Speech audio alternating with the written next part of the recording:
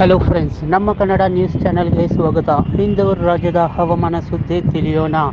ಭಾರತೀಯ ಹವಾಮಾನ ಇಲಾಖೆಯ ಮಾಹಿತಿ ಪ್ರಕಾರ ರಾಜ್ಯದ ಅರ್ಧ ಭಾಗದಲ್ಲಿ ಮುಂಗಾರು ಮಳೆ ಮತ್ತಷ್ಟು ಚುರುಕುಗೊಂಡಿದೆ.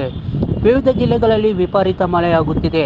ರಾಜ್ಯದ ಉಳಿದ ಅರ್ಧ ಭಾಗ ಕಡೆ ಮೋಡ ಮುಸುಕಿದ ವಾತಾವರಣ ಇದ್ದು ತುಂತುರು ಮಳೆಯಾಗುತ್ತಿದೆ.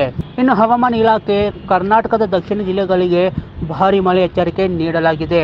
ದಕ್ಷಿಣ ಭಾಗದಲ್ಲಿ ಮುಂದಿನ ಕೆಲವು ದಿನಗಳಲ್ಲಿ ಭಾರೀ ಮಳೆಯಾಗುವ ಸಾಧ್ಯತೆ ಇದೆ. ಇನ್ನು ಬೆಂಗಳೂರಿನಲ್ಲಿ ಮುಂದಿನ 2 ದಿನಗಳ ಕಾಲ ಮಳೆಯಾಗುವ ಸಾಧ್ಯತೆ ಇದೆ ಎಂದು ಇಲಾಖೆ ಮುನ್ಸೂಚನೆ ನೀಡಿದೆ. ಜೂನ್ 28ರಿಂದ ಜೂನ್ 30ರವರೆಗೆ ಸಾಧಾರಣ ಮಳೆಯಾಗುವ ಮುನ್ಸೂಚನೆ ನೀಡಲಾಗಿದೆ. ಸದ್ಯ ನಗರದಲ್ಲಿ ಎಲ್ಲೆಡೆ ಮೋಡ ಕವಿದ ವಾತಾವರಣ ಇದೆ.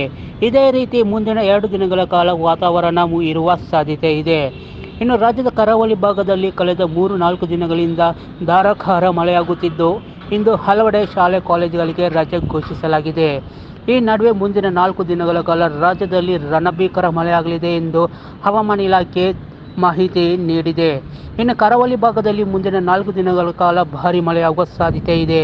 ಇದು ಬೆಂಗಳೂರಿನಲ್ಲಿ ಜುಲೈ 1ರವರೆಗೆ ವಾತಾವರಣದಲ್ಲಿ ಬದಲಾವಣೆ ಆಗುವ ಸಾಧ್ಯತೆ ಇದೆ ಎಂದು ರಾಜ್ಯ ಹವಾಮಾನ ಇಲಾಖೆ ಮುನ್ಸೂಚನೆ ನೀಡಿದೆ. ಉತ್ತರ ಕನ್ನಡ, ದಕ್ಷಿಣ ಕನ್ನಡ, ಉಡುಪಿ ಜಿಲ್ಲೆಗೆ ರೆಡ್ ಅಲರ್ಟ್, ಚಿಕ್ಕಮಗಳೂರು, ಕೊಡಗು, ಶಿವಮೊಗ್ಗ ಜಿಲ್ಲೆಗೆ ಆರೆಂಜ್ ಅಲರ್ಟ್ ಮತ್ತು ಬೆಳಗಾವಿ, ಹಾವೇರಿ, ಧಾರವಾಡ, ಹಾಸನ, ಮೈಸೂರು ಜಿಲ್ಲೆಗಳಿಗೆ ಯೆಲ್ಲೋ ಅಲರ್ಟ್ ಘೋಷಿಸಲಾಗಿದೆ.